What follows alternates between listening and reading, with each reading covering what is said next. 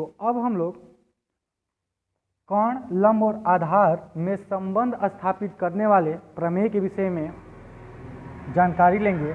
देखिए, कर्ण, लंब और आधार के बीच जो संबंध स्थापित होता है वह पाइथागोरस प्रमेय के द्वारा होता है। किसके द्वारा होता है?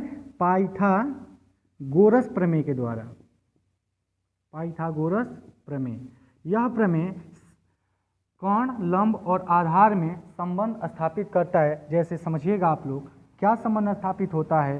तो होता है कर्ण का वर्ग बराबर लंब का वर्ग अधन आधार का वर्ग। इसको एक और तरीके से हम लोग लिख सकते हैं। जैसे देखिए, कर्ण बराबर ये जो स्क्वायर है इसके ऊपर अंडर रूट बनकर आ जाएगा, तो लंब का स्क्वायर अधन आधार का स्क्वायर। इसका ये एक सेकेंड रूप ये भी है, इसके द्वारा भी हम चीज़ों को आराम से समझ सकते हैं। अब देखिए, इसको अगर हम लोग इस भाषा में लिखें तो एक और तरीके से इसको लिखा जा सकता है। जैसे AC का स्क्वायर बराबर में AB का स्क्वायर प्लस में BC का स्क्वायर, या AC बराबर में अंडर रूट में AB का स्क्वायर धन BC का स्क्वायर। इसको ऐसे भी लिखा जा सकता है। अब इसकी आवश्यकता क्यों पड़ती है? जैसे अभी हम लोग एक क्वेश्चन देखेंगे और वहाँ पर हम लोगों को कोई दो भुजाओं के मान दिए रहेंगे, तीसरी भुजा का मान निकालना पड़ेगा और उसके बाद कुछ अनुपातिक मान भी निकालने रहेंगे, जिसके द्वारा हम कुछ वैल्यू को फाइंड करेंगे। आप देख सकते हैं एक क्वेश्चन में आपको क्वेश्चन के द्वारा इस प्रमेय को बताता हूं कि कैसे इस प्रमेय लागू होता है और इसके अनुपात कैसे निकाले जाते हैं। यह देखिएगा,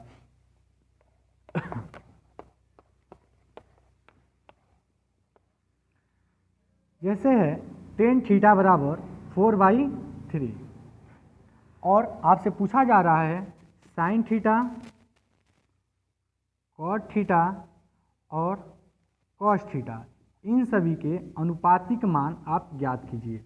देखिए भाई, सबसे पहले हमारा tan थीटा बराबर 4/3 है और बाकी के हमें अनुपातिक वैल्यू फाइंड करना है। तो सबसे पहली बात कि tan थीटा बराबर होता क्या है हम ये जाने। तो देखो, tan थीटा बराबर होता है लंब बटे आधार। अब देखिए, tan थीटा पर लंब बटे आधार, यानी ये रहा हमारा लंब और ये रहा हमारा आधार। लंब के जगह लंब का वैल्यू रख देते हैं और आधार की जगह आधार का वैल्यू रख देते हैं। अब देखिए, बाकी हमको निकालना क्या है? साइन थीटा, कॉट थीटा और कॉस थीटा। साइन थीटा बराबर क्या होता है? साइन थीटा बराबर होता है लंब बटे कर्ण। अब देखिए, हमको लंब का वैल्यू मालूम है लेकिन कर्ण का वैल्यू मालूम नहीं है। अब कर्ण का वैल्यू निकालने के लिए हमको यहाँ पर पाइथागोरस प्रमेय का यूज करना पड़ेगा, जिसके द्वारा हम लोग इसके कर्ण का वैल्यू फाइंड करेंगे। अब देखिए, पाइथागोरस प्रमेय होता क्या है इसे हम पहले देख लेते हैं। तो ये पाइथागोरस प्रमेय होता है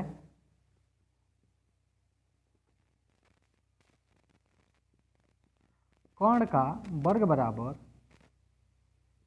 लंब का वर्ग धन आधार का वर्ग, जैसा कि हमने पहले लिखा था। अब इस चीज़ को ABCD के फॉर्म में भी हम लोग लिख सकते हैं। जैसे देखिए, हमारा जो कर्ण है वह है AC का स्क्वायर, लंब है AB का स्क्वायर और आधार BC का स्क्वायर। अब इसके हम लोग एक और फॉर्म में लिख सकते हैं जो निकालना है सिंपल फॉर्म में। AC इक्वल टू AB का स्क्वायर प्लस में BC का स्क्वायर। AB का वैल्यू कितना है? 4 है। जो लंब का हमारा वैल्यू है कितना है? 4 है, यानी 4 का स्क्वायर अब प्लस में BC 3 का स्क्वायर। देखिएगा फ्रेंड्स, AC बराबर 4 4 जा 16, 3 3 जा 9। अब हम इसको क्या करेंगे? ऐड कर लेते हैं। इधर में कर देता हूँ। AC equal to under root में 16 अब प्लस 9, यानी AC इक्वल टू रूट में 25। तो AC इक्वल टू कितना निकल कर आता है? 5 आता है। यानी हमारा जो कर्ण निकल कर आया यहाँ से वह 5 आया। देखिएगा मेरे भाई, अब हम यहाँ से आराम से साइन थीटा, कॉट थीटा और कॉस थीटा का वैल्यू फाइंड कर सकते हैं। देखिए कैसे, साइन थीटा बराबर होता है लंब बटा कोण। लंब का वैल्यू कितना है 4, कोण का वैल्यू कितना है 5, 4/5। दूसरा हमारा क्या निकालना है, कॉट थीटा।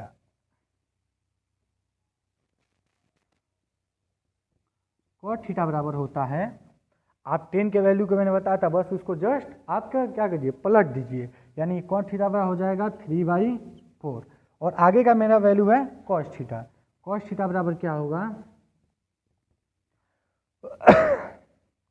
आधार बटे कोण।